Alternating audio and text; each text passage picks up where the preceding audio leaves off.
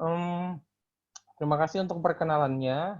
Jadi latar belakangnya, saya studinya sebetulnya dari program diploma dulu, program, kesehatan lingkungan. Jadi AMKL itu Ahli Madya Kesehatan Lingkungan, kemudian saya lanjut ke kesehatan masyarakat dengan konsentrasi kesehatan lingkungan.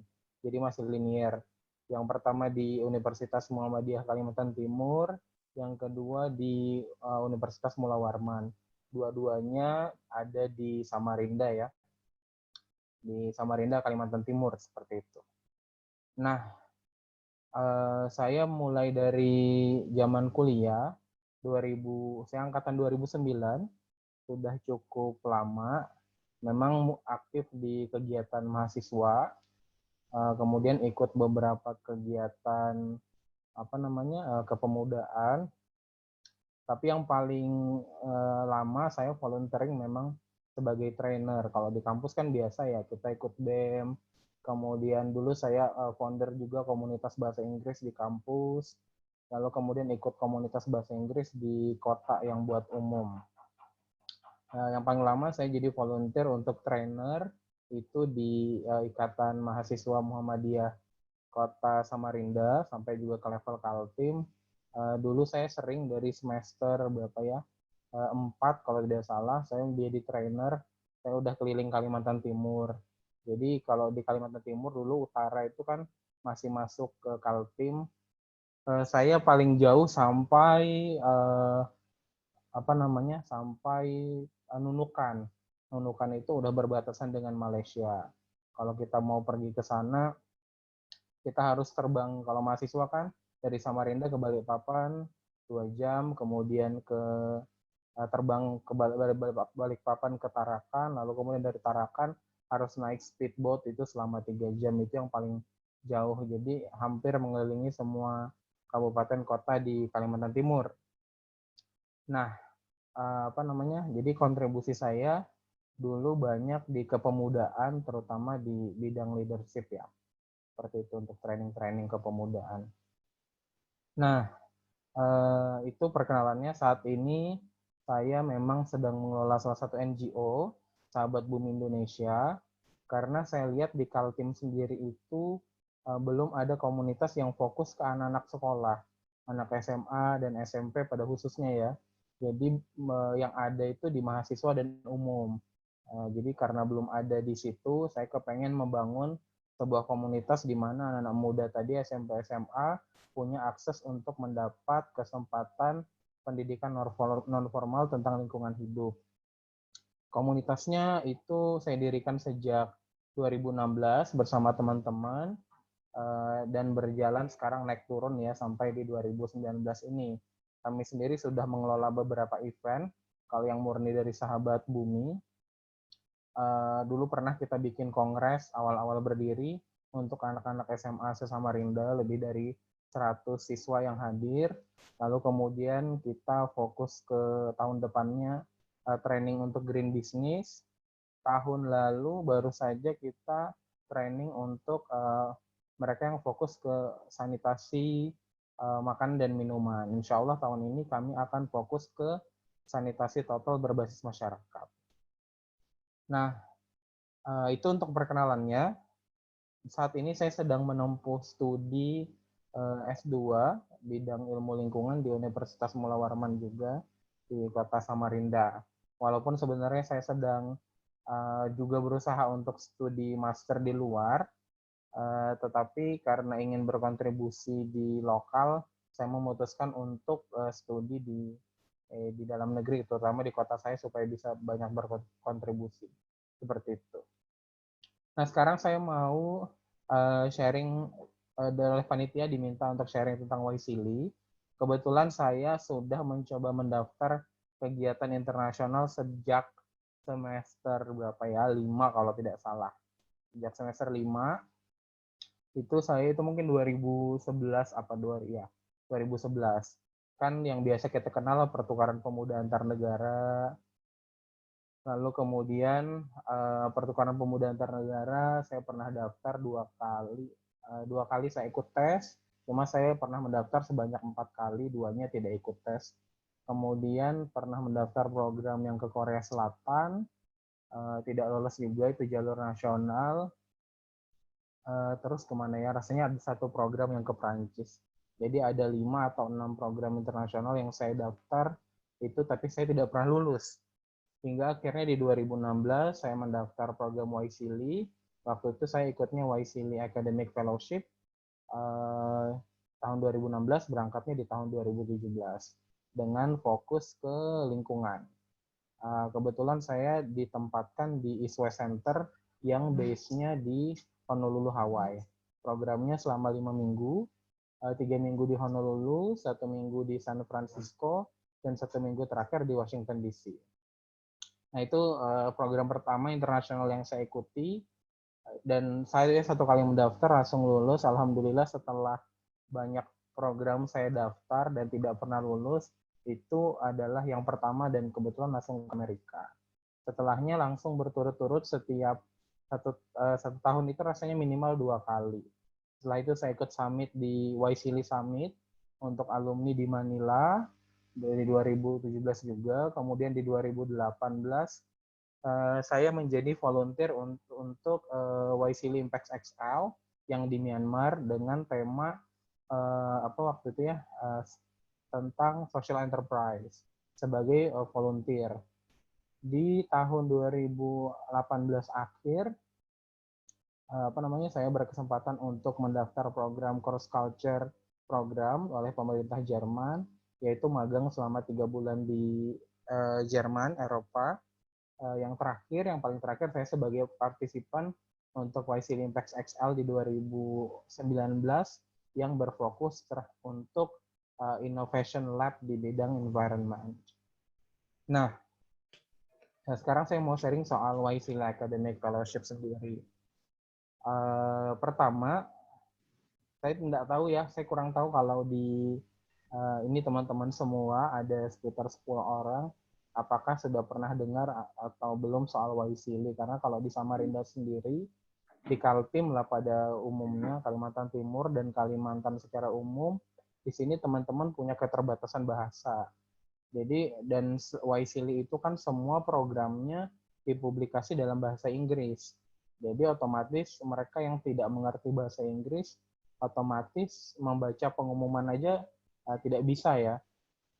Nah, itu adalah kelemahan teman-teman di sini. Jadi saya mau perlihatkan kalau ada yang belum pernah tahu website YSEALI, saya kepengen memperlihatkan. Sudah muncul belum ya? Sudah muncul ya? Saya share screen ya. Indri udah muncul ya?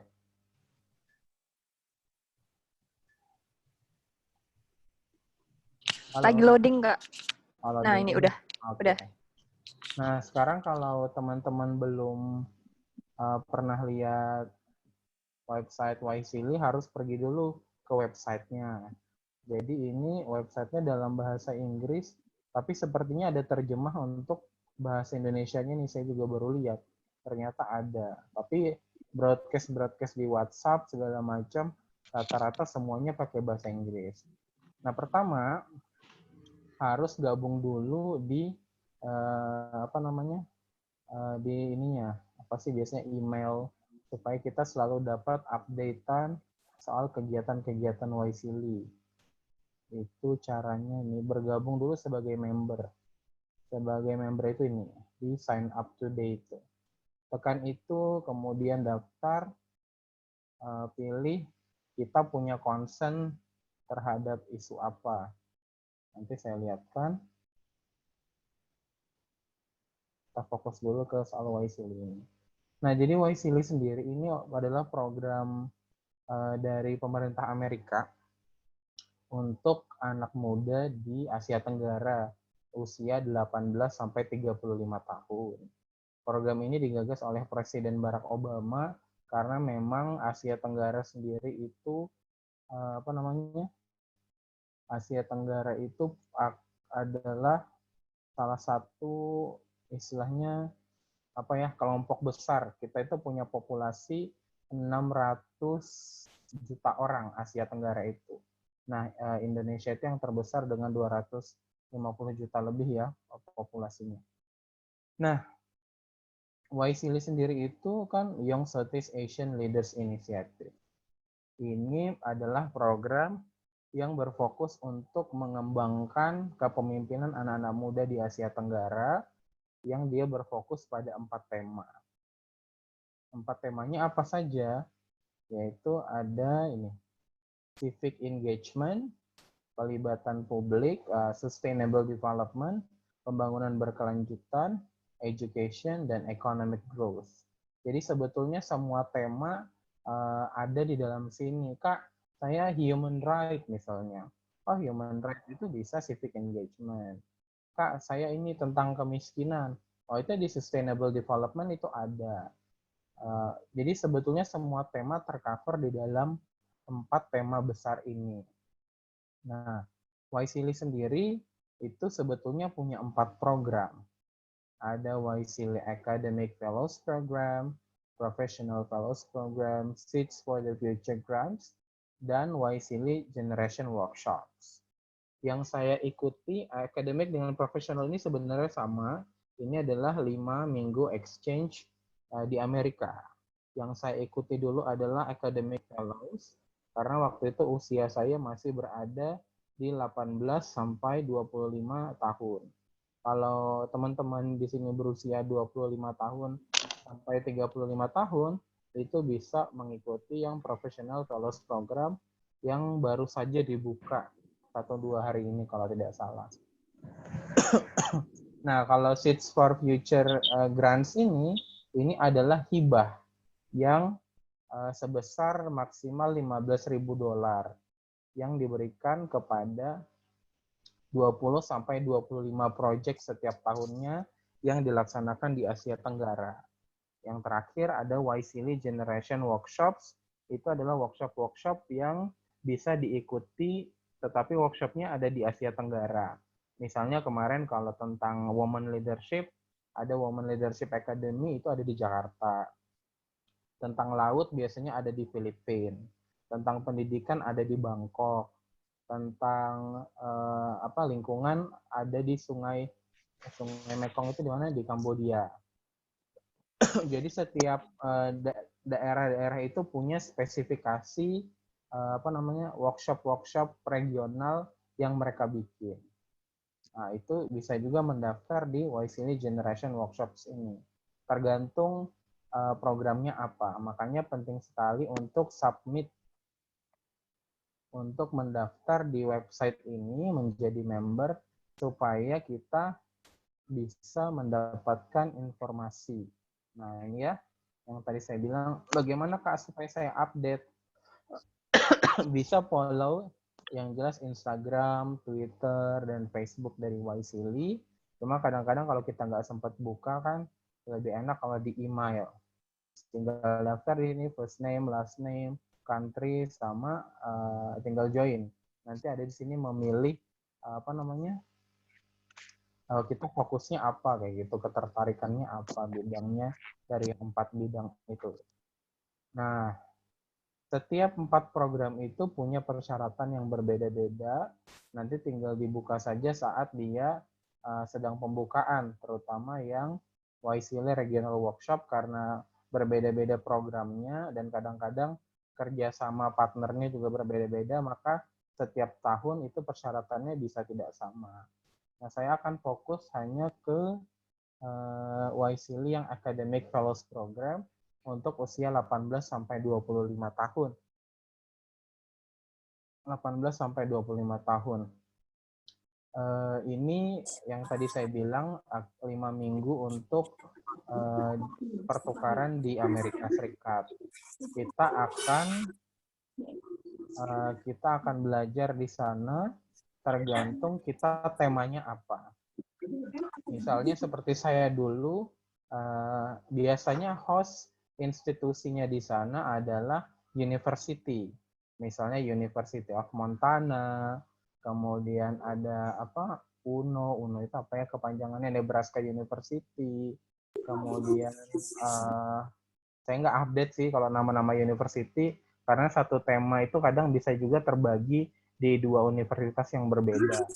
Nah, yang menarik adalah tahun lalu rasanya Brown University yang masuk dalam 8 misalnya 8 top universitas di Amerika itu sudah menjadi host institusi juga untuk program Wisely ini. Jadi istilahnya kita akan belajar di memang top universitas. Nah, bedanya kalau saya, karena kami lingkungan ada dua host, yang pertama di University of Montana, dan ada di East West Center yang di Honolulu. Nah, saya sendiri kemarin di East West Center. Di East West Center ini, East West Center itu adalah think tank-nya US government. Jadi semacam lembaga pemikir untuk pemerintah Amerika. Jadi memang mereka fokusnya ke leadership training seperti itu. Setiap host institusi punya cara sendiri untuk mengelola trainingnya. Semuanya berbeda-beda. Ada yang tiba-tiba berangkat tanpa ada tugas, ada yang bikin tugas di 1 minggu terakhir, ada yang seperti kami bikin tugas 2 bulan sebelum keberangkatan kami sudah punya tugas. Jadi setiap institusi mengelola exchange-nya dengan berbeda-beda. Nah, sekarang Wisely Academic Fellowship. Penting sekali untuk mengetahui orang seperti apa sih yang ingin dicari oleh Wisely ini. Nah, penting sekali. Kenapa saya bilang penting sekali? Karena nanti kita, seandainya kita belum ada di level itu, kita bisa mempersiapkan diri untuk ada di level itu. Yang pertama adalah, intinya segini ya, saya punya prinsip bahwa orang yang paling baik atau orang yang paling baik adalah orang yang punya manfaat dan buat orang banyak, buat orang lain, nggak mesti orang banyak sih, buat orang lain. Nah, sekarang anak muda itu kalau saya gini, demo itu bagus, tapi itu bukan the only way. Sekarang anak muda dituntut juga untuk ikut berkontribusi. Kalau bicara, semua orang bisa bicara. Tapi kalau berbuat, pertanyaannya apakah semua orang mau berbuat kayak gitu. Maka Wisely sebenarnya mencari orang yang mau berbuat seperti itu. Nah, yang pertama yang jelas harus dipunyai adalah kemampuan bahasa Inggris. Tidak mesti terlalu pintar, tapi minimal bisa buat ngomong dan memahami kalau orang bicara apa. Kebetulan karena programnya 5 minggu, mungkin jam 8 pagi mulai, jam 5 sore selesai. Jadi malam masih bisa dipakai untuk diskusi dengan teman-teman. Kalau saya dulu dengan teman Indonesia dan Malaysia, kalau memang selama sesi kita ada yang nggak ngerti kan, sorenya kita masih bisa diskusi. Jadi bisa tertutupi di situ. Dan ini walaupun academic program, kita tidak terlalu banyak membaca dan menulis karena memang programnya ditujukan untuk praktisi. Dalam artian kita adalah orang-orang yang berbuat, aktor-aktor yang berbuat. Minimal itu. Tidak perlu sertifikat bahasa Inggris. Yang penting bisa bikin essay dan ada interviewnya. Seperti itu. Nah, persyaratannya mudah sekali untuk Wisely Academic Fellowship ini, bahkan kadang-kadang persyaratannya lebih mudah daripada yang regional workshop. Yang yang workshop yang di Asia Tenggara tadi yang saya bilang. Kadang-kadang malah lebih mudah. Karena pengelolanya kan beda. Jadi regional workshop kadang-kadang standarnya justru cukup tinggi ya. Nah, kalau untuk academic fellowship ini sendiri itu mudah, hanya membuat satu buah esai yang berisi 250 kata, lalu kemudian surat rekomendasi maksimal 3, lalu mengisi formulir online, semacam biodata yang mesti diisi. Nah, Kak, saya akan mulai dulu dari yang formulir ya. Yang Indri terima adalah CV saya yang menampilkan diri saya sebagai seorang aktivis lingkungan dan kepemudaan. Saya sebetulnya punya beberapa tipe CV. Makanya ketika tanya, oh udah terima CV, saya tanya CV yang mana dulu. Karena saya juga banyak menulis tentang tema-tema kepemudaan, kemudian tema-tema bukan keagamaan ya, maksudnya semacam saya menulis juga social critic fiction. Jadi biasanya CV itu yang saya masukkan adalah, oh program ini kepengennya melihat saya sebagai apa. Jadi kalau kita misalnya kita apply sebagai di formulir kan, saya apply-nya program lingkungan. Jangan dong jangan dimasukkan yang saya volunteering sebagai, bukan jangan ya, maksudnya kita harus pilih-pilih. Misalnya saya punya volunteering mengajar bahasa Inggris dengan saya volunteering mengut sampah di pantai. Kalau volunteering saya banyak, saya akan pilih yang mengut sampah di pantai itu karena itu lebih relevan seperti itu. Jadi memang kegiatan-kegiatan yang kita ikuti itu harus sesuai dengan minat kita supaya nanti ketika kita mendaftar program apapun kegiatan-kegiatan ini mendukung pengembangan minat kita. Terus jabatan-jabatan di organisasi atau lembaga kemahasiswaan apapun, kalau bisa yang dimasukkan adalah yang relevan dengan yang kita daftar. Daftar lingkungan ya, yang saya masukkan adalah yang Sahabat Bumi. Kemudian saya juga aktif di organisasi profesi yaitu Himpunan Ahli Kesehatan Lingkungan Indonesia Kalimantan Timur, AKLI. Jadi yang sebisa mungkin yang saya masukkan adalah yang relevan dengan bidang-bidang tersebut.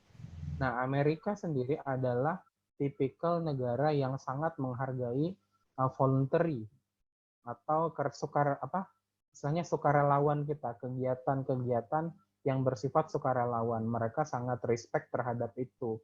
Artinya adalah kita mau meluangkan waktu kita buat orang lain. Mereka sangat menghargai itu. Makanya itu sangat wajib untuk kita kumpulkan.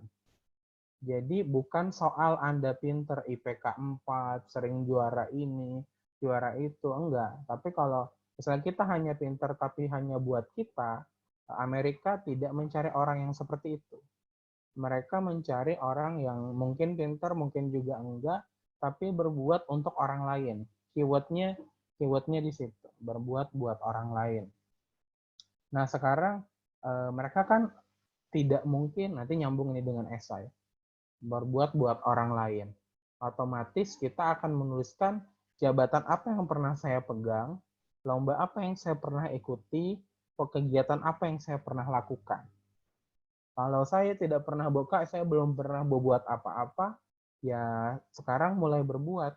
Supaya nanti ketika dibuka, kita sudah bisa menuliskan apa-apa yang telah kita lakukan. Ini akan nyambung dengan esainya, kenapa? Karena esai 250 kata itu tidak sampai 1 halaman. Mungkin kurang sedikit lagi full halaman A4 itu, sedikit sekali. Nah, di halaman ini, 1 halaman 250 kata ini, kita tidak perlu lagi menceritakan apa yang sudah ada di CV. Oh, saya pernah ikut ini, pernah ikut ini, kan nggak perlu. Itu sudah ada di formulir online. Sekarang kita perlu menceritakan yang tidak ada di situ. Apa nih yang perlu kita ceritakan? Kata kuncinya adalah masa kini, masa lalu, masa kini, dan masa yang akan datang. Nah, intinya begini, secara singkat nanti akan bicara soal masa lalu, apa saja yang sudah saya perbuat. Yang kedua, masa kini, saya sekarang sedang berbuat apa. Yang kemudian, apa tantangan-tantangan yang saya sedang hadapi sekarang. Yang ketiga adalah, apa yang ingin saya lakukan di masa depan. Nah, karena kita boleh punya ide yang besar. Misalnya saat ini Sahabat Bumi sedang merintis, kita punya ide gagasan besar tentang one-stop shopping center untuk sustainable lifestyle. Toko one-stop shopping center, toko untuk gaya hidup yang berkelanjutan.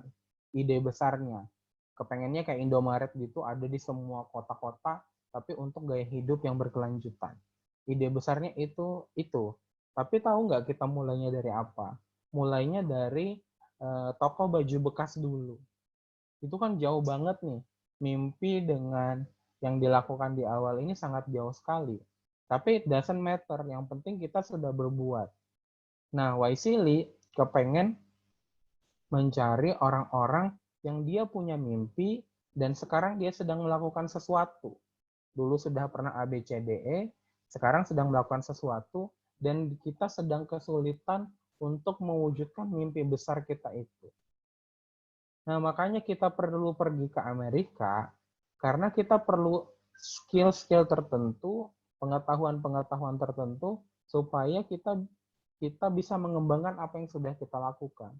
Jadi kita sebenarnya bukan pengen pergi ke Amerikanya, tapi kita kepengen set of knowledge dan skills yang mereka provide dengan training di sana itu.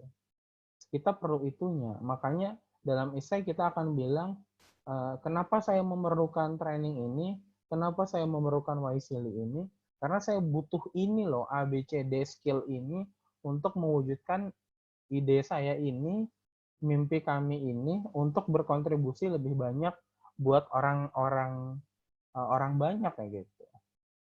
Dan otomatis penyeleksi nggak akan percaya begitu aja. Oke, mimpi lu gede, mimpimu gede nih. Tapi kamu sudah ngapain aja sih dulu? Sekarang udah ngapain aja? Kalau nggak pernah ngapa-ngapain, tapi punya mimpinya gede kan, bagaimana saya mau percaya Anda kalau kita menempatkan diri sebagai penyeleksi ya? Karena setelah Waisili ini tidak ada tuntutan, mau kita melakukan apapun itu sama sekali tidak ada tuntutan, itu terserah kita sendiri.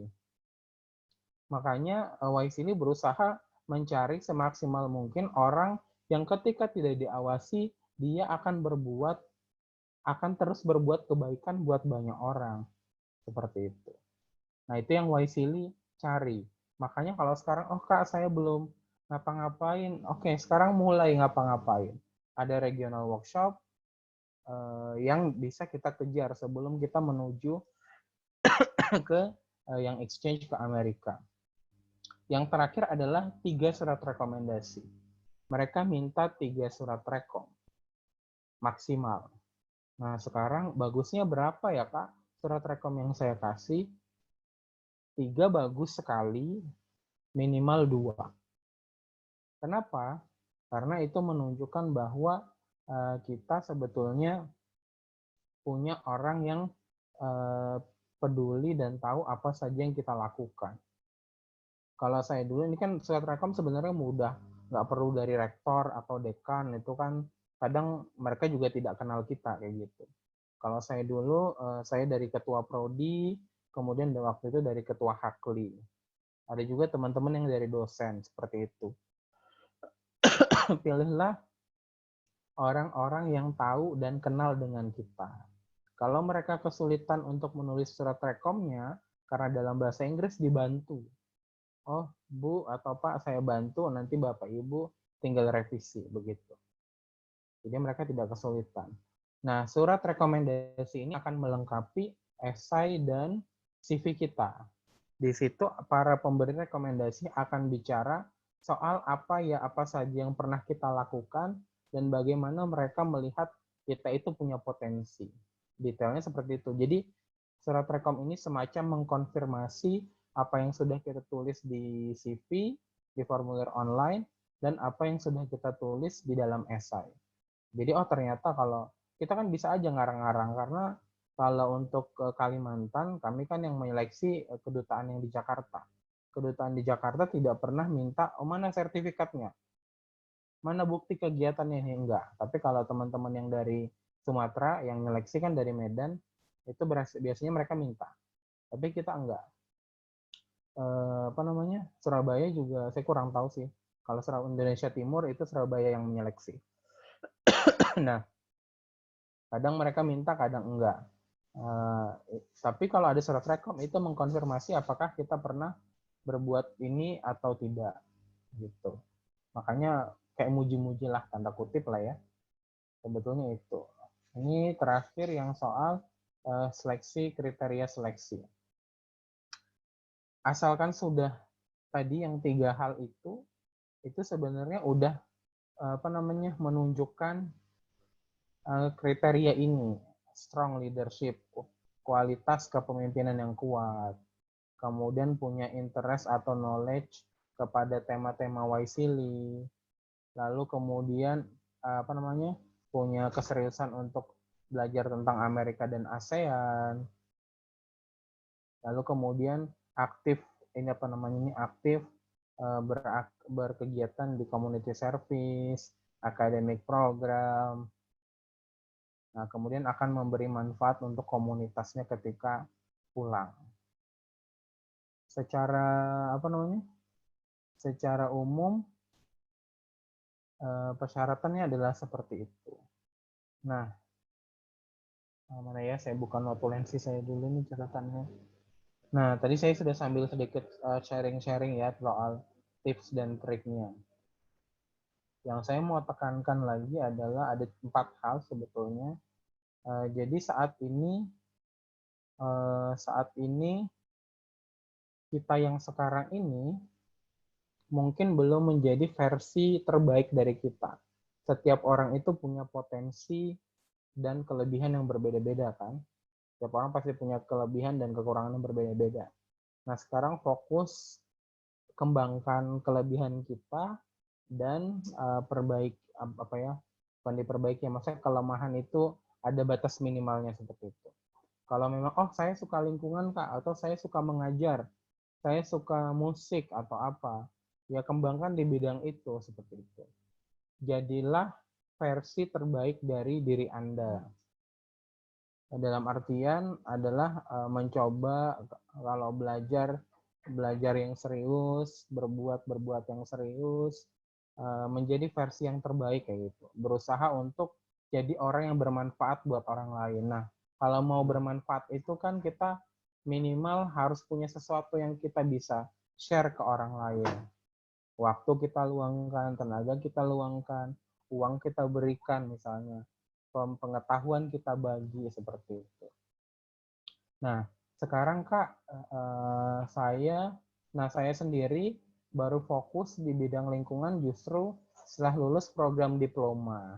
Tahun 2012 ke atas saya baru fokus ke bidang lingkungan, mulai menulis tema-tema lingkungan.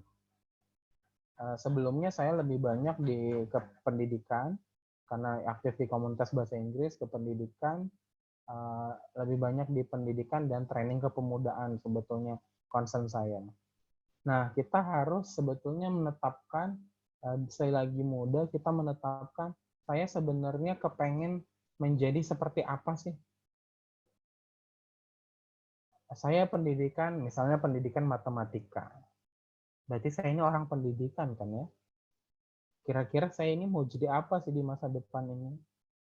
Saya mau jadi pendidik yang bisa menyesuaikan dengan kebutuhan milenial kayak gitu.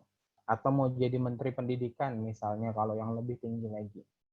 Berarti saya kan perlu concern terhadap kegiatan-kegiatan yang berbau-bau pendidikan dan kepemudaan kayak gitu. Nah, cuma kadang-kadang kan memang kita di awal-awal kuliah itu kita tidak jelas ini. Kita kuliahnya apa, terus minatnya apa, itu kadang memang belum jelas ketika awal-awal kuliah. Makanya mulai sekarang perjelaslah mau jadi apa kayak gitu. Memang mau jadi apa ini akan berkembang, tapi minimal kita punya fondasi. Kayak saya sekarang mimpi saya kepengen menjadi profesor di bidang kesehatan lingkungan. Mimpi besarnya. Jadi saya perlu fokus kegiatan-kegiatan saya yang ikuti berkaitan dengan tema-tema itu. Walaupun kadang-kadang sampai hari ini saya masih aktif membina komunitas bahasa Inggris kayak gitu. Tapi berilah prioritas yang lebih banyak untuk yang searah dengan mimpi kita. Karena itu kan bahasa saya perlu, jadi saya perlu melatih bahasa dengan berbagi ke orang lain. Itu yang pertama. Jadi sambungkan memang hobi kita, passion kita, pendidikan kita. Coba cari inline-nya, benang merahnya dengan mimpi kita itu. Jadi ketika orang melihat, kita ini referensi kegiatan kita ini nyambung loh dengan mimpi kita di masa depan itu. Jadi nggak tiba-tiba maunya jadi apa misalnya orang teknik mesin tapi nggak pernah hanya apa ya, tapi nggak pernah berkegiatan yang terkait dengan mesin. Teknik mesin yang di ahli lingkungan ada, nanti mengkreat mesin yang bisa menghasilkan misalnya solar panel listriknya lebih banyak atau apa gitu terkait. Jadi coba disambung-sambungin seperti itu. Terus yang keempat, yang ketiga adalah eksekusi ide-ide kita tadi itu yang pengen kita lakukan dan memberi manfaat buat orang lain. Karena saya bilang tadi sama lah ya, kayak pohon yang tinggi itu akan manfaatnya itu kalau kita bandingkan dengan pohon yang lebat buahnya, itu akan lebih bermanfaat yang pohon yang lebat buahnya tadi itu. Dalam artian adalah bukan percuma ya, maksudnya sayang sekali kalau kita punya ilmu yang banyak, punya pengetahuan yang baik, tapi kita tidak berbagi buat orang lain. Jadi mereka lebih senang dengan orang yang berkontribusi buat orang banyak. Dalam artian kita tidak egois dengan hanya memikirkan diri kita sendiri, tapi kita memikirkan orang-orang yang ada di sekeliling kita.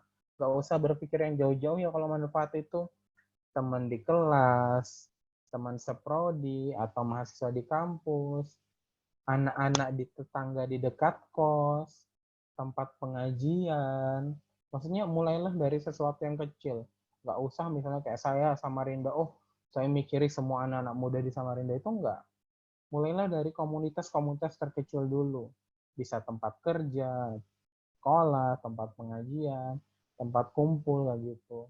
Nggak usah jauh-jauh, mau desa terpencil di ujung sana yang perginya harus 2 jam. Nggak mesti yang kayak gitu. Itu kan butuh effort yang sangat tinggi sekali. Mulailah dari yang terdekat. Makanya kalau di agama kan memang yang kita prioritaskan adalah tetangga yang pintunya dekat dengan pintu rumah kita. Nah, sebenarnya prinsip kebermanfaatan itu begitu juga. Jadi menyambungkan antara masa lalu, masa kini, dan mimpi kita di masa depan. Secara umum sih untuk Waisili seperti itu dulu. Mungkin nanti kita lanjut dengan tanya jawab ya. Saya kembalikan ke Indri. Terima kasih. Oke, makasih Kak Rahman atas penjelasannya. Cukup ini yang menarik teman-teman.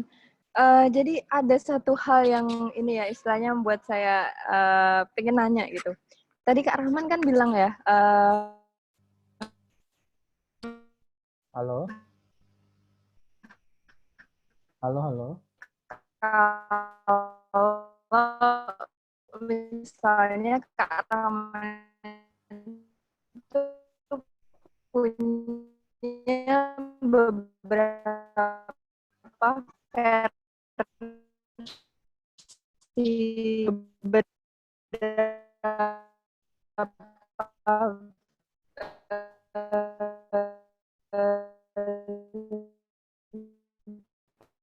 versi CV itu. Halo? Halo? Ya, sinyalnya agak gangguan tadi. Halo? Boleh diulang pertanyaannya? Halo? Halo, boleh diulang pertanyaannya? Halo, pertanyaannya boleh diulang? Halo? Boleh diulang pertanyaannya? Kayaknya sinyalnya menghilang Kak, makanya jadinya hilang Iya. intinya.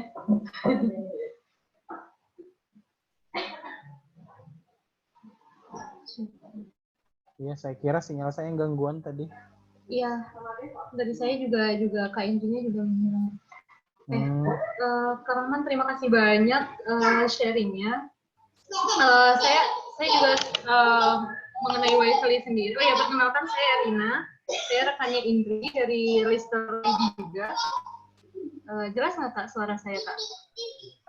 Lumayan sih, ada backgroundnya sedikit. Iya. Saya kebetulan baru join tadi. Oh ya Kak, kalau misalnya dari aku sendiri, aku pengen tanya nih, kalau misalnya kita belum punya sebuah komunitas gitu Kak, tapi kita tuh pengen banget nih join Waisili. Gimana sih Kak caranya biar biar apa namanya, biar setidaknya si apa sih istilahnya, si panitia yang menyediakan yang mengakomodasi Wisely ini tuh melirik kita sebagai partisipan dari Wisely sendiri. Apa yang harus kita lakukan? Iya. Belum punya komunitas itu maksudnya gimana ya? Maksudnya kayak apa namanya? Baru ingin membuat sebuah project gitu Kak. Mungkin nggak sih Kak kita ikut program Wisely gitu. Jadi kayak kita kan kita disuruh mengumpulkan essay ya di situ. Nah, mungkin nggak sih kita di dalam essay kita itu kita menuliskan ide-ide project yang ingin kita laksanakan di kemudian hari. Mungkinkah itu bisa menjadi poin yang bisa dinilai oleh si pihak panitia Wisely sendiri, Kak? Oke. Seperti saya bilang tadi ya, menuliskan ide-ide itu atau mimpi-mimpi itu semua orang bisa. Nah, sekarang kita mau bersaing untuk program pertukaran ke Amerika yang itu budgetnya mungkin lebih dari 150 juta satu orang. Yang benar-benar free sama sekali, nggak mengeluarkan uang 1 rupiah pun. Nah, kita harus bersaing dengan orang-orang lain yang sudah berbuat. Nah, kira-kira kalau akan jadi penyeleksi nih ya, saya bukan penyeleksi, tapi kira-kira aja. Pasti penyeleksi akan memilih orang yang sudah membuktikan bahwa dia sudah berbuat A, B, C, D, dan pengen melakukan sesuatu di masa depan. Beda dengan yang belum pernah berbuat apapun, tapi punya mimpi-mimpi. Itu kayak semacam PHP berarti kan? Kasih harapan, oh saya mau begini, tapi mana buktinya? Kamu pernah ngapain aja? Kamu nggak pernah ngapa-ngapain kok berani berbicara mimpi sebesar ini misalnya.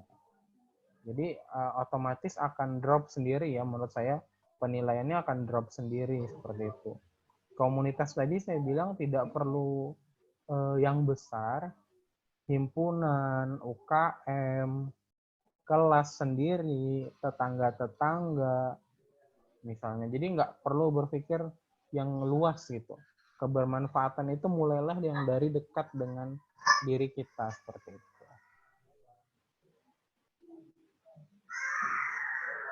Oke, ya, makasih Mbak Erin udah menghandle tadi. Saya ini tiba-tiba lock out.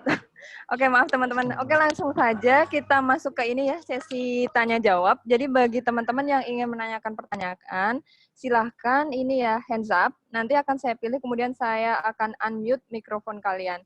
Oke, teman-teman, mungkin ada yang ingin ditanyakan kepada Kak Rahman? Yang dari Indri tadi mau tanya apa ya? Oh iya, tadi itu sebenarnya ini Kak, mau tanya. Kan tadi CV Kakak itu kan ada beberapa versi ya. Nah, itu sebenarnya butuh berapa lama sih untuk bisa mendapatkan beberapa versi CV?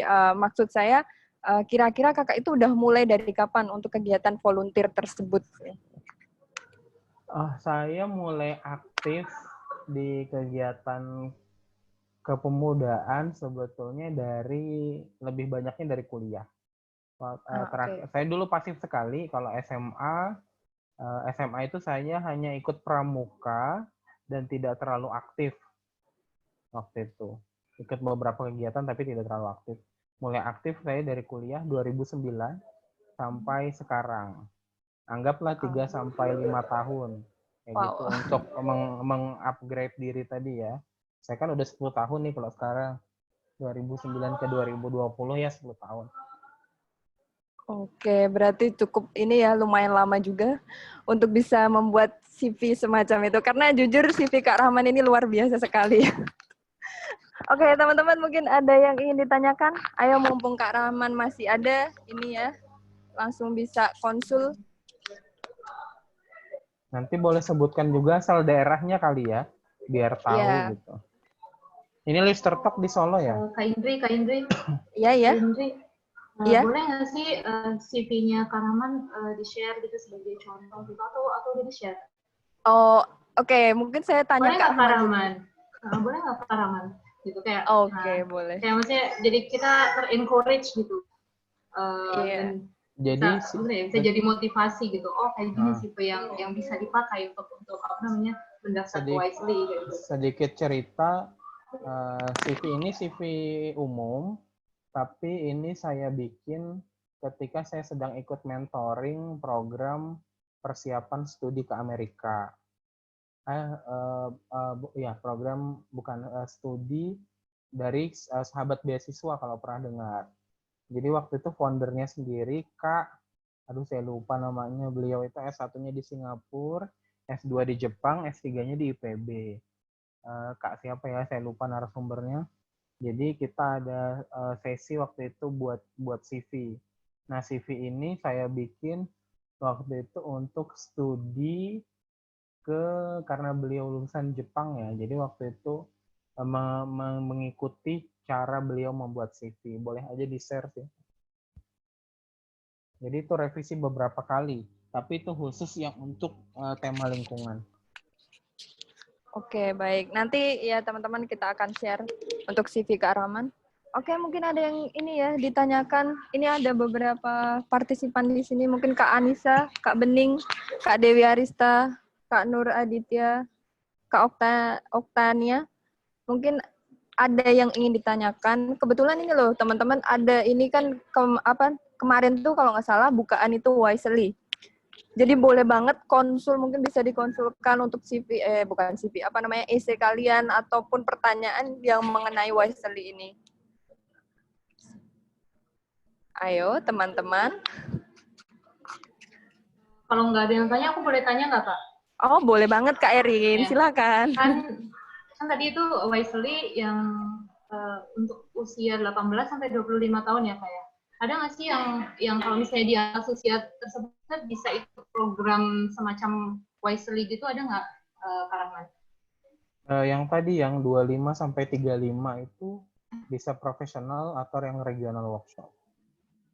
Oh, kalau itu kita harus persyaratannya apa, Kak? Maaf, Nah, Kak, tadi kalau aku yang baru join. kalau yang profesional itu agak beda. Nah, kalau profesional itu dia bentuknya magang. Kalau academic fellowship kan di university kebanyakan atau kayak saya di ISWA Center. Kalau profesional dia justru magang. Magang di kantor pemerintahan, magang di DPR, magang dengan wali kota, kayak gitu. Jadi memang levelnya adalah untuk para praktisi-praktisi yang udah misalnya ya istilahnya middle professional lah ya, kayak punya 2 sampai 5 tahun pengalaman profesional kayak gitu. Persyaratannya lebih sebetulnya mirip-mirip aja sih kalau yang professional fellowship ini, cuma dia esainya ada 4 kalau tidak salah. Ada 4 pertanyaan yang harus dijawab, surat rekom sama kayak gitu. Kalau regional berbeda-beda sesuai dengan temanya apa dan kerjasama dengan siapa. Yang nyata biasanya pasti esai selalu ada, surat rekom, kadang-kadang ada yang minta video ya, kayak 1 menit video, 2 menit video kayak gitu. Kadang ada juga yang itu sih seringnya belum yang sampai tugas kecil kayak gitu, enggak. Berarti nggak menutup kemungkinan untuk pemuda-pemudi Indonesia untuk bisa ikut Wisely juga ya, Kak, yang untuk yang profesional fellowship apa ya? Iya, professional fellowship justru ya. kuotanya lebih banyak ya daripada, bukan lebih banyak, saingannya lebih sedikit dibanding yang akademik. Kalau yang akademik ini ya, akademik kan kuotanya 25 orang per angkatan. Satu tahun ada 2 angkatan biasanya. Itu lebih dari 2.000 yang mendaftar. Kalau profesional itu 1 tahun itu hanya nggak sampai 20 kalau nggak salah. Tapi pendaftarnya lebih sedikit. Karena kan kemungkinan mereka sulit untuk izin ya. Karena programnya 5 sampai 6 minggu kayak gitu. Durasinya berarti hampir mirip dengan yang academic fellowship, Kak? Iya, mereka 6 minggu lebih lama. Nah, kalau kita usia di atas 25, itu program-program yang kita bisa ikuti lebih banyak profesional ya. Kalau umur di atas 25 kayak gitu. Untuk program-program yang lain, saya pribadi, saya untuk program yang internasional, baru yang Wisely dan yang ke Eropa itu sebetulnya. Wisely kan tadi ada yang regional, yang di Eropa saya dari pemerintah Jerman. Untuk program-program yang lain sebetulnya ada banyak, tinggal follow aja sih grup-grup beasiswa, banyak sekali yang share program-program pendek, tapi saya kurang update karena biasanya kalau saya nggak bisa daftar, saya nggak terlalu perhatikan kayak gitu. Tema bisnis, tema human right misalnya, atau media, karena saya nggak bisa daftar, jadi saya nggak terlalu perhatikan kayak gitu. Tapi kalau sekarang kan teknologi sangat mudah sekali ya. Ada WhatsApp, ada Telegram, grup beasiswa itu ada banyak sekali, join aja di situ, ntar update, tinggal harus memang dibuka satu-satu.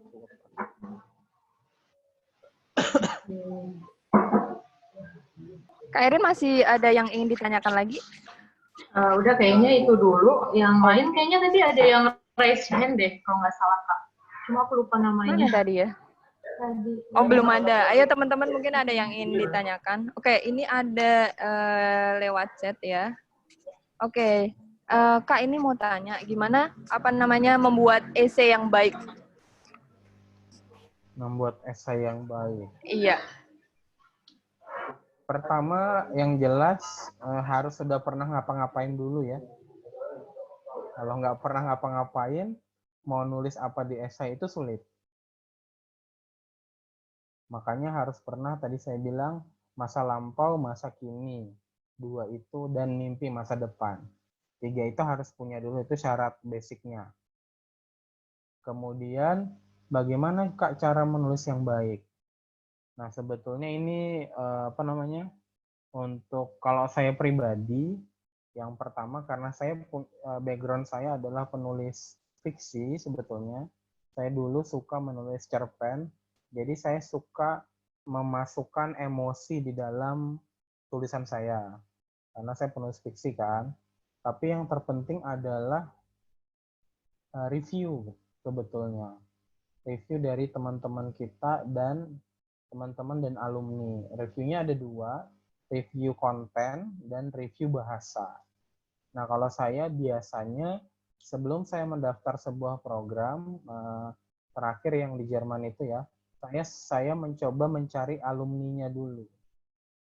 Saya cari alumninya, saya bikin esainya, kemudian saya minta tolong mereka, tolong bantu feedback esai saya seperti apa, CV saya seperti apa.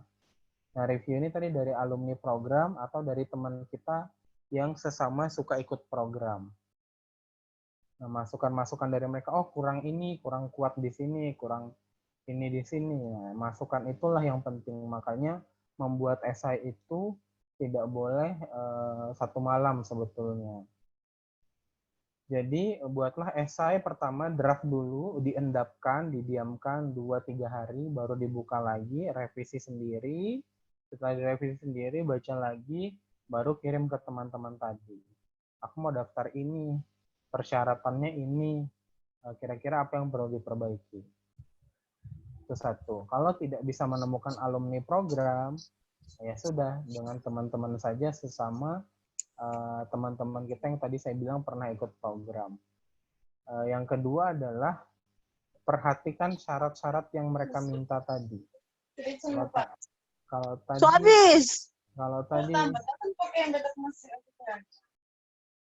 Kalau tadi yang Wisely kan ada dia bilang strong leadership, kemudian punya pengalaman untuk community voluntary service.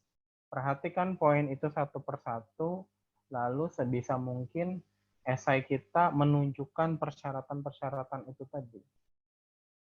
Oh, saya ini leadership-nya kuat. Berarti bercerita bahwa saya memimpin tim atau saya memimpin divisi untuk bikin project A misalnya. Itu akan menunjukkan bahwa kita punya strong leadership. Kemudian yang kedua, setelah memperhatikan syarat-syarat tadi, bahasa. Karena saya bahasa Inggrisnya standar, maka saya mintalah teman saya yang jago bahasa Inggris untuk membantu merevisikan esai saya.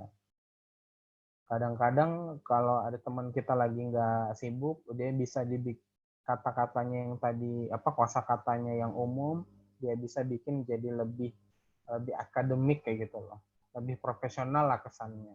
Itu bisa dibantu seperti itu nggak apa-apa, karena ide esainya kan dari kita sebenarnya, dia hanya membantu merapikan secara kata-kata gitu, supaya lebih profesional kesannya. Nah, jadi tadi tidak bisa mendadak karena mereka-mereka yang kita mintai bantuan feedback, terutama alumni, itu biasanya sibuk. Jadi paling tidak mereka kita kasih waktu paling cepat itu 1 minggu. Idealnya biasanya 2 minggu untuk minta feedback dari mereka. Itu sih secara umum 3 tips untuk menulis esai tadi itu. Terus biasakan, karena menulis itu kan adalah keterampilan. Keterampilan itu harus dibiasakan. Saya sekarang ini mulai jarang menulis di koran. Sebetulnya kalau di koran itu publikasi saya udah sekitar 20 sampai 30 kalau tidak salah, yang lingkungan kurang lebih 10. Jadi saya sekarang jarang menulis. Saya dulu kan penulis fiksi. Karena penulis fiksi ini sulit mengaitkannya dengan saya, jadi saya beralih menulis opini atau artikel ilmiah populer kan, untuk memperkaya CV saya tadi itu. Nah, apa tadi saya mau bilang jadinya lupa. Harus dilatih. Kalau sekarang saya jarang menulis karena saya sibuk menulis esai mendaftar program. Karena kan memang sekarang lagi persiapan studi, jadi mendaftar program itu kan semua ada esainya. Jadi saya sekarang fokusnya ke situ. Jadi berlatihlah menulis apa saja. Menulis diary, menulis cerpen, menulis artikel, menulis apapun, tapi dilatih karena itu sebuah keterampilan. Kalau nggak biasa menulis akan lebih sulit sih prosesnya, butuh waktunya lebih banyak kayak gitu. Itu secara umum tipsnya sih. Oke, mungkin jelas ya teman-teman tadi yang ini masalah esai. Ini ada pertanyaan lagi Kak, dari ini siapa ya? Oh iya, Trihandayani ya. Apakah fokus tema pada Wisely Professional Fellow sama dengan fokus tema pada Wisely Academic Fellowship? Kalau yang profesional itu rasanya ada tambahan 1 tentang politics. Rasanya ada tambahan 1 politics dan governance, government, politics dan government, tambahan temanya. Jadi sebetulnya sih kalau saya lihat secara umum, kita fokus di tema apapun, sebetulnya nyambung dengan Wisely gitu, program yang apapun. Misalnya ya, ada yang fokus ke difabel, teman-teman difabel itu masuk ke civic engagement. Ada yang tadi saya bilang tentang kesetaraan gender, civic engagement. Tentang agama-agama, demokrasi agama, masuk juga civic engagement. Sustainable development ada 17 tema. Itu kan mengcover semua tuh. Pendidikan, kesehatan, ekonomi, keadilan, kayak gitu-gitu. Jadi sebetulnya fokus di tema apapun, di Wisely ini nyambung gitu loh, sebetulnya. Jadi tidak ada alasan untuk tidak mencoba mendaftar.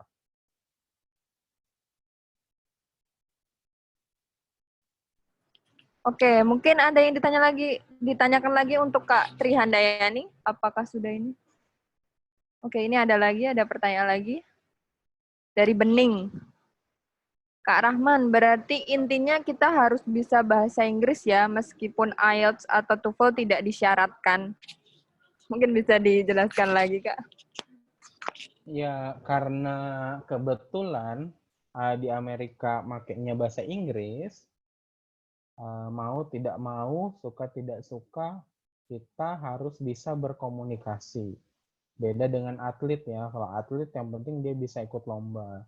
Tapi kalau kita suka tidak suka harus bisa. Tidak mesti IELTS 6,5 misalnya, atau TOEFL 5,5 nggak mesti. Karena kayak seperti kami lah ya di Kalimantan Timur, dan mungkin teman-teman yang lain yang akses bahasa Inggris itu agak sulit, itu kesulitan untuk mengembangkan bahasa. Pertama, kalau mau kursus itu mahal. Kedua, sulit mencari, kalau mau cari yang gratisan komunitas, kadang waktunya tidak cocok, kadang program yang diberikan tidak sesuai dengan harapan kita. Jadi minimal nih ya, kita mampu berkomunikasi. Kalau makanya ikut komunitas bahasa Inggris itu penting ya, seperti Lister Club ini kan, bahasa Inggris juga salah satu fokusnya, itu penting sekali karena kita perlu berkomunikasi gitu. Walaupun kalau saya lihat dulu ya, kalau peserta kami kan ada 20 orang. Nah, rata-rata kalau yang bahasa Inggrisnya Indonesia itu 2 macam. Kalau bahasa Inggrisnya, ada yang bahasa Inggrisnya bagus sekali, ada yang bahasa Inggrisnya parah sekali. Kalau negara lain itu kayak rata-rata lah ya. Kalau kayak Filipina, Malaysia kan memang dia pakai bahasa Inggris. Singapura juga. Kalau negara-negara yang lain itu rata-rata dia walaupun logatnya sulit, dia memang bahasa Inggrisnya bagus. Tapi kalau di Indonesia dia nggak terlalu, bahasa itu tidak terlalu prioritas. Yang penting mampu komunikasi ketika interview, bisa nyambung, ditanya apa mengerti, bisa jawab. Esainya ada, kalau esai kan enak bisa minta bantu temen ya. Tapi kalau interview kan benar-benar pure kita yang memang berhadapan dengan interviewer. Kalau kita nggak ngerti dia ngomong apa, kita nggak bisa jawab, juga agak sulit ya. Ikut program akhirnya nggak bisa dapat apa-apa, nggak maksimal gitu. Itu sih. Jadi suka tidak suka, karena kebetulan bahasa internasional saat ini adalah bahasa Inggris, mau nggak mau kita harus belajar bahasa Inggrisnya. Cukup jelas ya teman-teman. Tetap harus ada ini pakai bahasa Inggris karena kita ke Amerika ya. Oke, mungkin ada yang ingin ditanyakan lagi teman-teman? Aku mau tanya Kak. Iya Kak Erin, gimana? Tadi misal aku nggak begitu pede gitu ketika speaking bahasa Inggris gitu. Terus gimana ya, maksudnya ketika aku berhubungan dengan orang-orang atau partisipan yang lain di Amerika sana, itu gimana ya Kak? Maksudnya kan tadi kan sebenarnya IELTS sama TOEFL itu kan sudah disyaratkan, tapi aku sendiri itu kemampuan bahasa Inggrisnya kalau misalnya untuk written gitu oke lah bisa, cuma ketika speaking tuh agak kurang pede gitu, gimana Kak? Bagaimana mengkomunikasikan apa yang aku inginkan ke orang lain kayak gitu, maksudnya agar orang lain itu mengerti apa yang aku utarakan gitu. Satu, yang jelas perlu latihan karena nanti akan kesulitan ya di sana. Pertama kan pasti selalu ada diskusi kelompok dan presentasi. Kita nggak terlalu banyak baca, jadi diskusi kelompok dan presentasi. Jadi kalau kita spoken-nya agak belum terlalu pede, itu memang harus banyak latihan dari sekarang kayak gitu. Saya dulu waktu ikut YSILI kayaknya waktu sesi kelas itu kalau ada narasumber, saya nggak pernah tanya. Kenapa ya? Satu, deg-degan kan, aduh. Ya padahal bisa ngomong gitu, cuma nggak ini. Karena kita juga di Indonesia kan nggak biasa bertanya loh ya. Padahal saya waktu kuliah biasa nanya loh itu. Cuma kadang kalau di sesi-sesi atau forum-forum yang baru, agak deg-degan gitu. Apalagi bukan dengan bahasa kita sendiri. Itu nggak apa-apa. Cuma nanti kan ada diskusi kelompok dengan teman, dan ada presentasi. Kalau presentasi saya pikir lebih mudah karena kita tinggal sudah dipersiapkan, tinggal kita hafal kayak gitu. Yang diskusi kelompok yang agak sulit. Makanya memang saya sampai hari ini, saya kan pulang dari Jerman kemarin bulan Februari tahun lalu. Kenapa saya masih aktif di komunitas bahasa yang dulu sempat bubar, kemudian saya bikin lagi. Itu kami hanya ngobrol-ngobrol aja ketika datang, karena memang saya mau membiasakan supaya speaking saya ini nggak hilang. Itu saja yang 1 minggu 1 kali, kosakata itu tetap hilang. Jadi apa namanya? Saya fluent, saya lancar, tapi kosakata saya itu aja kayak gitu. Nah, beda fluensi dengan kosakata yang luas ya. Makanya confidence ini perlu dilatih. Cara melatihnya adalah dengan punya teman-teman atau membentuk kelompok yang sama-sama pengen belajar. Jadi kita nggak ada kayak dilecehkan, dibully, itu yang bikin orang Indo ini sebetulnya nggak pede ngomong bahasa Inggris itu. Tapi kalau kita punya teman atau punya kelompok kecil yang sama-sama pengen belajar, kita malah merasa apa ya, diterima kayak gitu. Nah, kalau tidak ada kelompok begitu, kalau sudah ada syukur tinggal join. Kalau tidak ada ya mau nggak mau kita sendiri yang bikin kayak gitu. Kami nggak ada, kami sudah 32 kali pertemuan dari tahun lalu sampai tahun ini. Setiap minggu kita ketemu, hampir setiap minggu. Itu kita nggak ngapa-ngapain, main game, ngobrol karena di kafe kan, main game, ngobrol, tapi semua bahasa Inggris. Dari jam 8 sampai jam 10 saya bilang berusaha pakai bahasa Inggris. Ada yang dicampur sedikit-sedikit nggak apa-apa, walaupun dia nggak bisa campur dikit-dikit, tapi tetap pakai full bahasa Inggris. Nanti lewat jam 10 baru bebas mau pakai bahasa Indonesia kayak gitu. Suka tidak suka ini perlu dilatih, tapi ketika pun kita sudah terpilih, apa namanya, mungkin malam sih, ntar waktu sesi malam kan nggak ada sesi, cuma ngobrol-ngobrol dengan teman aja. Di situ kita bisa ngobrol dalam bahasa Indonesia kan. Oh tadi siang itu tentang apa sih kayak gitu. Aku kok pahamnya begini, bener nggak kayak gitu. Jadi terbantunya di situ. Ya nggak apa-apa juga sih jadi orang yang pasif ya, karena ya itu proses kayak gitu. Jadi ya memang dari sekarang udah pelan-pelan disiapkan untuk bahasanya. Itu aja kayaknya. Oke, gimana Kak Erin? Sudah cukup jelas ya? Sudah sangat jelas sekali. Mungkin yang lain ada yang mau tanya. Oke, ada yang mau tanya lagi? Jadi intinya sebenarnya walaupun sebelum kemampuan bahasa Inggris kita masih pas-pasan, kita harus pede dulu ya kayak di sini. Kenapa? Harus apa? Apa namanya, meskipun kemampuan bahasa Inggris kita pas-pasan, kita yang pertama itu harus tetap pede dulu ya di situ.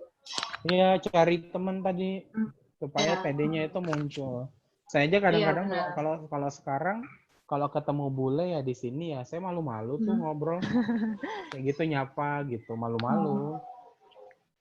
Oke. Kalau lama nggak pakai bahasa Inggris, ketika ketemu 3 minggu misalnya nggak ikut pertemuan mingguan, ntar dateng tuh malu-malu dulu karena kan ada orang lain juga kan di kafe itu, tapi nanti pelan-pelan ya udahlah biasa aja kayak gitu. Itu sih nggak pedenya itu sih yang perlu dibenahi kayak gitu. Orang Malaysia aja juga banyak salah-salah kok ngomongnya. Santai aja gitu. Iya, kita kurang pede aja ini. Pede aja, yang penting orang kan bahasa itu adalah media untuk komunikasi. Nggak mesti betul, yang penting orang ngerti. Oke, begitu teman-teman. Pokoknya pede aja ya. Nah, ini Kak Rahman, ini masih ada 2 pertanyaan ya. Nggak apa-apa ya Kak, ini nanti lebih dari jadwal yang seharusnya. Oke, ada dari Dewi Arista. Dewi Arista, ini ada 2 pertanyaan. Program tersebut kan fully funded Kak. Lalu apakah ada feedback yang harus kita lakukan setelah kembali dari Wisely? Kemudian pertanyaan yang kedua, apakah ada penilaian dari presentasi di kelas dan juga diskusi? Kemudian apakah ada proyek yang dibuat bersama-sama di sana? Oke, yang pertama tadi seperti yang saya sudah bilang ya, kita ketika sudah pulang tidak dituntut apa-apa. Jadi terserah mau pulang kita mau tidur aja kah atau nggak ngapa-ngapain, mau vakum semua itu terserah kita.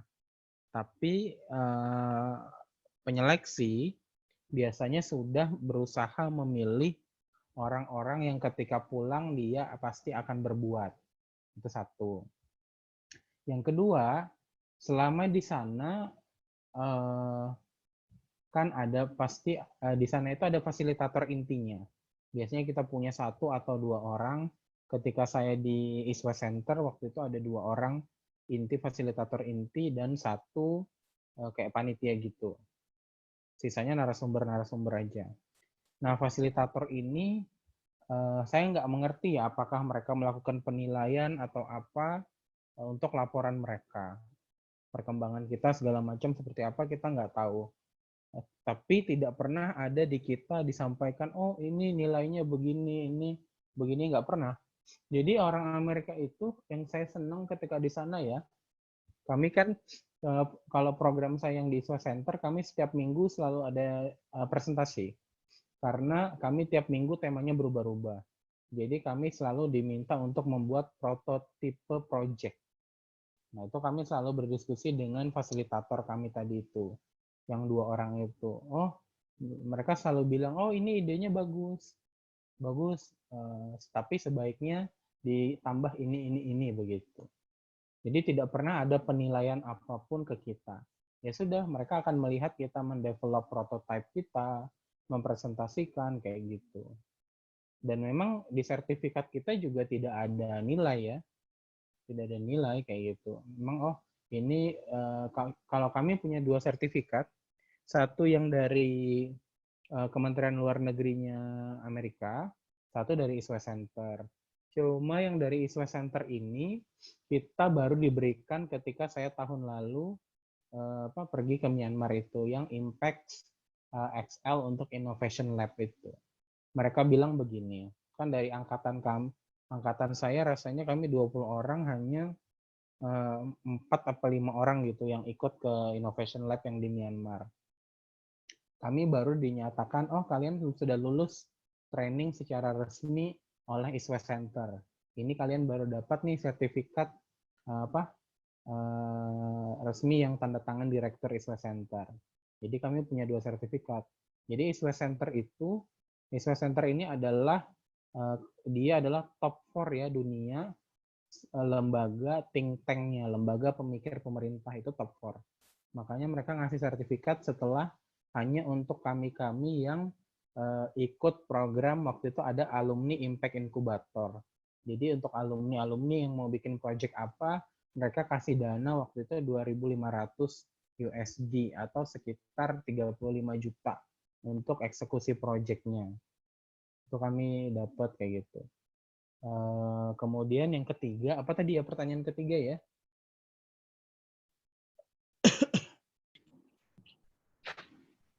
Apakah ada project yang dibuat bersama-sama di sana? Nah, waktu training. Nah, waktu training itu tidak ada ini beda-beda sih setiap host institusi ya. Tapi kalau yang program saya, jadi ISWA Center itu cukup kejam tanda kutip. 2 bulan sebelum berangkat, kami sudah dibagi dalam 4 kelompok. Dan beda-beda negara waktu itu. Jadi karena teman saya rata-rata sudah bekerja semua, kami ada tugas individu dan tugas kelompok. Sebelum berangkat nih ya, 2 bulan sebelum berangkat.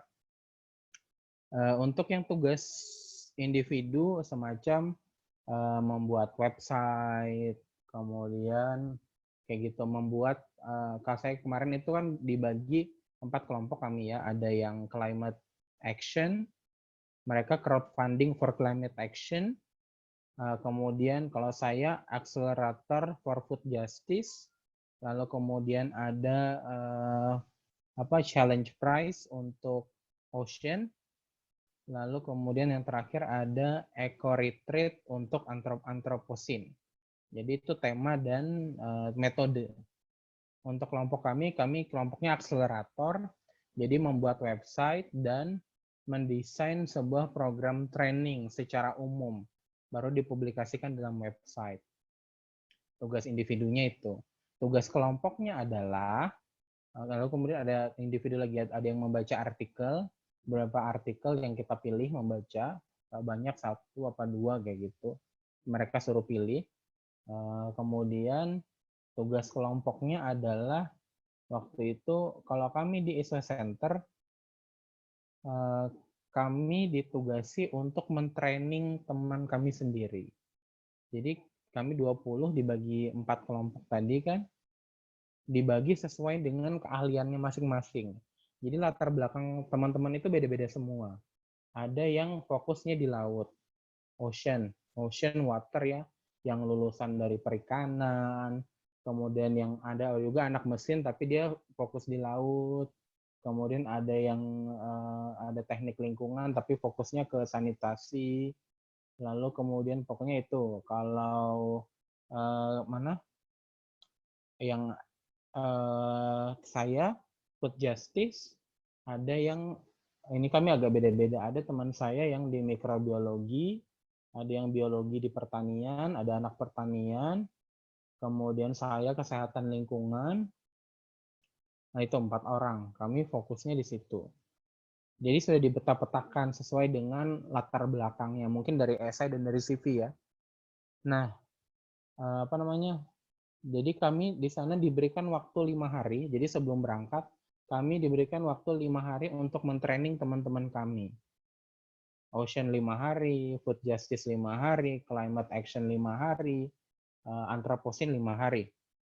Nah, dalam 5 hari itu dari fasilitator di sana, mereka hanya cuma ngasih jadwal, oh di hari ini jam segini akan ada narasumber. Di hari ini akan ada narasumber. Di hari ini kita ada kunjungan lapangan ke sini. Jadwal mereka hanya begitu. Nah, tugas kami adalah, satu, pertama, kan kita belajarnya tadi impact accelerator metodenya. Kita ditugasi mengajarkan metode ini, impact accelerator, dan isu food justice ini, karena nggak semua orang tahu. Untuk impact accelerator ini kami sudah dikasih baca tadi kan, baca artikel dan baca buku panduan. Jadi kita diminta ngajarin itu. Jadi kami bikinlah, oh ada sesi kelas untuk mereka. Kemudian, oh ada kita nih kunjungan lapangan nih ke food bank waktu itu. Di food bank mereka mau ngapain aja ya? Kita tuh yang nyiapkan instrumennya. Oh observasi nih. Kita bagusnya bikin lomba foto. Terus yang saya ingat, oh kita perlu game. Nanti ada sesi kelas kita bisa bikin game nih untuk mereka. Jadi kami selama di sana ditugasi untuk membuat training buat teman-teman kami sendiri. Itu yang dikerjakan secara kelompok, satu. Yang kedua, karena 4 minggu tadi temanya beda-beda, setiap minggu kita punya prototipe project yang dikerjakan secara individu, tapi dibantu oleh teman kita yang lain. Nah, setelah lulus, karena Amerika itu punya hibah untuk alumni-alumninya. Jadi diharapkan minimal kita bisa team up atau membentuk kelompok dengan teman-teman kita sendiri untuk mengajukan hibah tadi kayak gitu. Kalau ISWA Center sendiri, kalau teman-teman yang di kampus lain, dia ada yang dapat, saya lupa $700 atau berapa gitu, dibagi rata. Tapi kalau kami di ISWA Center, kami kemarin dapat hibah 2.500 khusus untuk siapa yang mau mendaftar tapi berbentuk kelompok kayak gitu.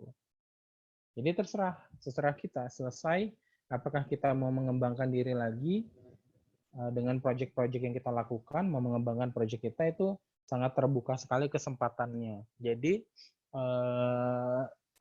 punya kesempatan studi di luar negeri itu memberikan akses yang lebih banyak kepada kita untuk mendapatkan akses hibah dan akses training-training informasi lah ya, untuk mengembangkan apa yang kita lakukan di sini supaya manfaatnya itu makin banyak. Sebetulnya itu sih.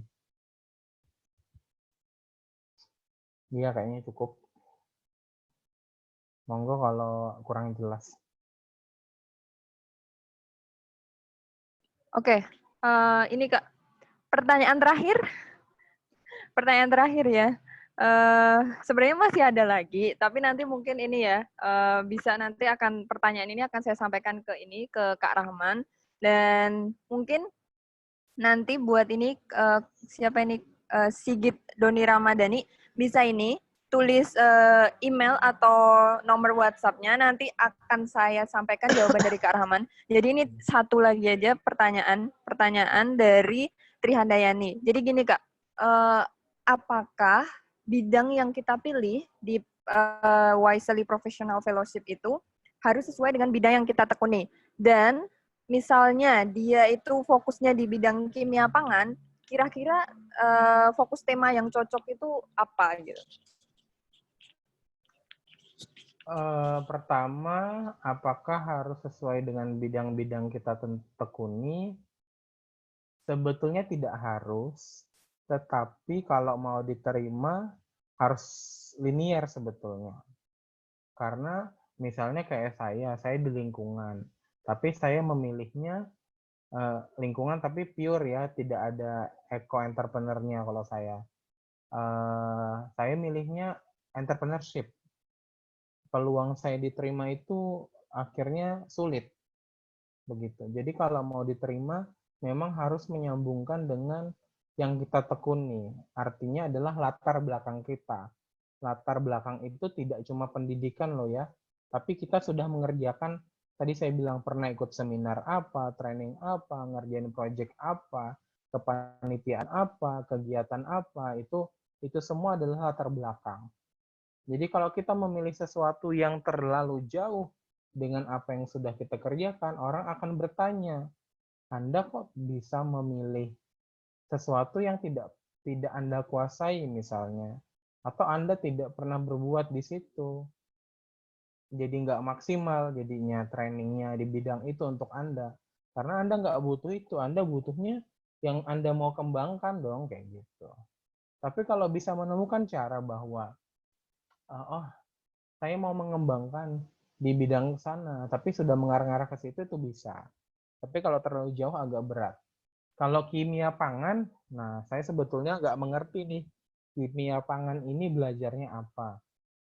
Tapi misalnya secara umum ya, bidang pangan itu bisa masuk banyak sekali. Pangan, misalnya entrepreneurship, dalam artian begini, oh dia proyeknya banyak membantu para perempuan-perempuan pengusaha untuk bisa mengembangkan industri makanan minuman mereka. Itu kalau entrepreneurship. Tapi di lingkungan bisa juga. Misalnya mengembangkan pangan yang berkelanjutan. Pangan yang dia nggak mencemari tanah kayak gitu. Tergantung sisinya dari sebelah mana kayak gitu. Ke pangan kan bisa ke petani juga, civic engagement. Terus banyak sekali gitu loh, luas sekali. Advokasi kalau kebijakan publik pangan, misalnya orang kimia pangan tapi berfokus pada kebijakan publik juga ada. Tentang food security, ketahanan pangan. Jadi tergantung apa namanya, kita sendiri sudah mengerjakan apa itu lebih, jadi bukan milih bidangnya dulu, tapi bidang kita sendiri ini apa sih kayak gitu. Nah itu yang baru disambungin dengan apa namanya, disambungin dengan yang kita daftar. Sebetulnya ini nggak terlalu baku juga ya masalah tema ini, karena ada teman saya case-nya kemarin yang dia ini adalah orang gizi masyarakat, tapi dia ada juga proyeknya di lingkungan, dan dia juga punya toko kayak entrepreneurship gitu. Nah, jadi dia ada perubahan tema. Jadi setelah dievaluasi oleh tim penyeleksi, oh kayaknya nggak terlalu cocok deh di civic engagement. Saya lupa ya, tapi detailnya gimana. Civic engagement, ya udah kami pindahkan kamu ke entrepreneurship kayak gitu. Jadi nggak terlalu baku pilihan tema kita itu, sebetulnya nggak terlalu baku gitu. Kalau memang dirasa mereka kurang relevan dengan yang kita pilih, itu nggak jadi soal. Nanti akan mereka sesuaikan gitu. Yang penting adalah impact-nya. Kayak gitu. Itu sih menurut saya. Oke ya, sudah cukup jelas semua ya teman-teman. Ini yang masih ada pertanyaan ini nantinya akan saya sampaikan ke Kak Rahman. Dan jawabannya nanti akan saya saya share di grup atau enggak saya japri ke ini yang atas nama Sigit Doni Ramadan ini. Karena waktu kita udah ini sih, udah melebihi dari yang seharusnya. Oke, ini langsung aja kita masuk ke sesi yang terakhir ya, sesi penutupan. Sebelumnya saya ucapkan terima kasih yang sangat ini ya, karena Kak Rahman ini udah meluangkan waktunya untuk kita. Jadi maaf Kak Rahman sudah mengganggu weekendnya ya. Kemudian yang kedua, buat teman-teman makasih juga karena udah ini ya gabung dari awal sampai akhir. Semoga teman-teman nantinya yang ikut di sini akan menjadi salah satu awardee di Wisely. Kalau misalnya teman-teman ingin mendaftar ke ini Wisely ini. Oke, atas nama Lister Club Management, saya minta maaf jika ada kesalahan atau kekurangan selama proses seminar ini. Semoga informasi yang di-share oleh Kak Rahman dapat berguna untuk kita semua. Dan jangan lupa bagi teman-teman yang ingin mendapatkan e-sertifikat, screenshot, kemudian upload di Instagram kalian, kemudian tag Lister Club, listerclub.id, Lister ID, dan Lister Club Solo. Oke, sekian dari saya. Terima kasih atas perhatiannya. Wassalamualaikum warahmatullahi wabarakatuh. See you next time.